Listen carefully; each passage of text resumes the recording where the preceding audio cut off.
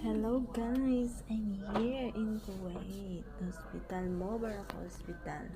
So, good evening guys.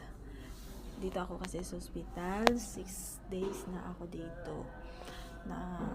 Na-confine kasi ako kasi nagkasakit ako.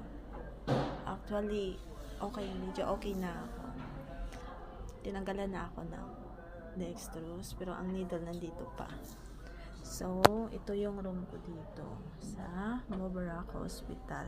Ayan, ang luggage ko kasi pag galing ko dito ng hospital, dire-diretso na ako ng airport. Ito naman, lalagyan ng damit. Ito, lalagyan ng mga pera at gold para safety tayo. So, kakatapos ko lang kumain guys. Ayan, naligpit na. Bye guys!